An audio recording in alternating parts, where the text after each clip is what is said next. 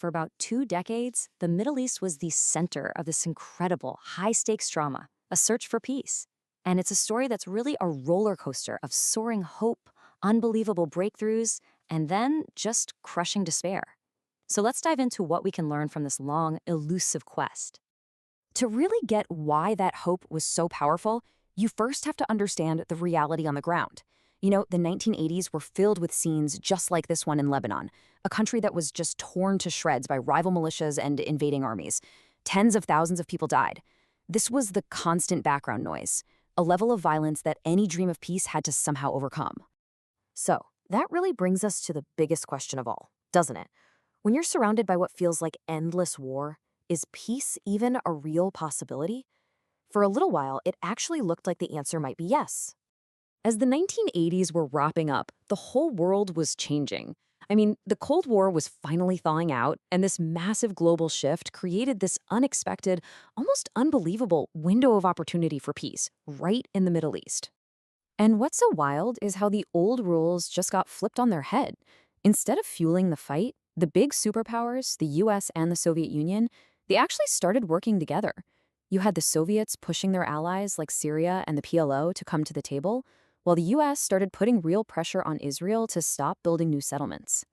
Well, all that pressure led to this, a truly monumental moment. In 1988, the Palestine Liberation Organization, the PLO, did something they had absolutely refused to do for decades. They officially recognized Israel's right to exist, and they renounced terrorism. That one single act was the key that finally unlocked the door for direct talks with the United States. It was a huge deal.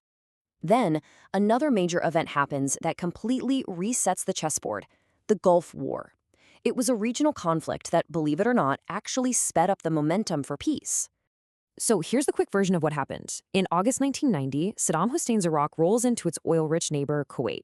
The world responds, and a US-led coalition launches Operation Desert Storm. It was a fast, decisive war, and within months, Iraqi forces were pushed out. Right, so the war itself was short, but the fallout, that's the crucial part. The PLO had backed Iraq, which turned out to be a terrible bet. They found themselves politically isolated and financially broke. Meanwhile, with the Arab world in disarray, Israel suddenly felt more secure than ever. And with the Soviet Union collapsing, the United States was left as the only real diplomatic heavyweight in town. It created this perfect storm, a fragile but real opportunity for a new push for peace. But of course, the big, official, public peace talks stalled out. They got bogged down. So, out of all that frustration came the most hopeful chapter in this entire story. And it didn't happen in some fancy conference hall, but in total secrecy. Israel's new prime minister, a former general named Yitzhak Rabin, got fed up. He gave the green light for his top people to meet with PLO officials, completely off the books, in Oslo, Norway.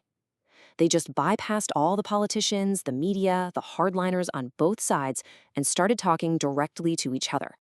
And the result of those secret talks was this incredible moment. September 13th, 1993.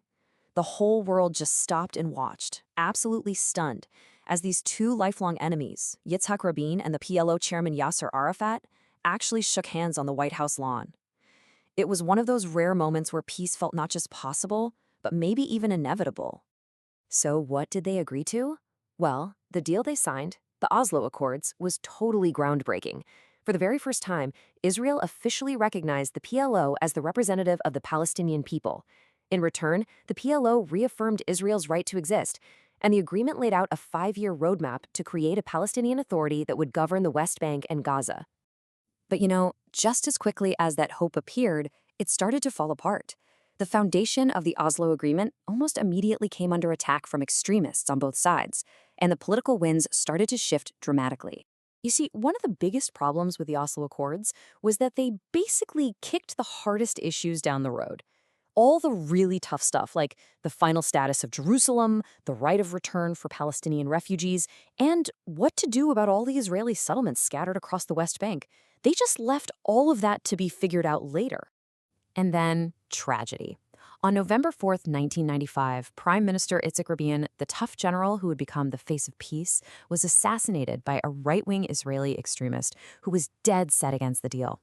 It was an absolutely devastating blow, and honestly, the peace process never really recovered. After that, the politics inside Israel did a complete 180. In 1996, Rabin's successor lost the election to Benjamin Netanyahu. And Netanyahu had run on a platform of slowing down the Oslo process and expanding settlements, putting his government on a direct collision course with the very spirit of the agreement. There was one last, desperate attempt to try and save the whole thing. But it failed. And that failure would plunge the entire region right back into a terrible cycle of violence. In the summer of 2000, President Clinton got both sides together at Camp David for one last shot. As you can see here, the Israeli offer was pretty unprecedented, handing over about 90% of the West Bank. But for Arafat, there were sticking points he couldn't get past, like getting full control over East Jerusalem. And the biggest one was the right of return for refugees, this demand that Palestinians displaced in 1948 and all their descendants could go back to their old homes inside Israel proper. That was a red line for both sides, and the summit collapsed. No deal. Just 2 months later, someone lit a match. The hardline Israeli politician Ariel Sharon made a very controversial, very provocative visit to the Temple Mount in Jerusalem, a site that's incredibly sacred to both Jews and Muslims. That visit set off massive Palestinian riots. And that was the start of what became known as the Second Intifada, or uprising.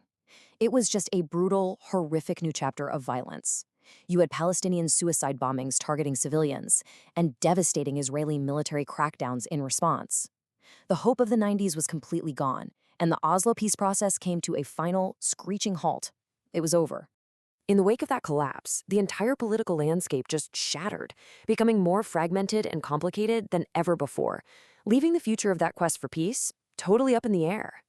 Then, in 2006, a political earthquake. The radical Islamist movement Hamas, a group that had always rejected any negotiations with Israel, won the Palestinian elections. It was a result that stunned the world and completely sidelined the old PLO leadership. And what happened next was a short, brutal civil conflict. The Palestinian movement literally split into two. The West Bank remained under the control of the more moderate Fatah Party, but Hamas violently seized total control of the Gaza Strip. So now, instead of one negotiating partner, you had two rival Palestinian governments that hated each other. And so that brings us back to this question. This whole journey, from that hopeful handshake on the White House lawn to a violent, fractured stalemate, it really shows you just how fragile peace can be. And it leaves you wondering, after all these near misses and tragic collapses, what will it take? What new idea or what new leaders or what new global shift could possibly make this elusive quest for peace one day finally succeed?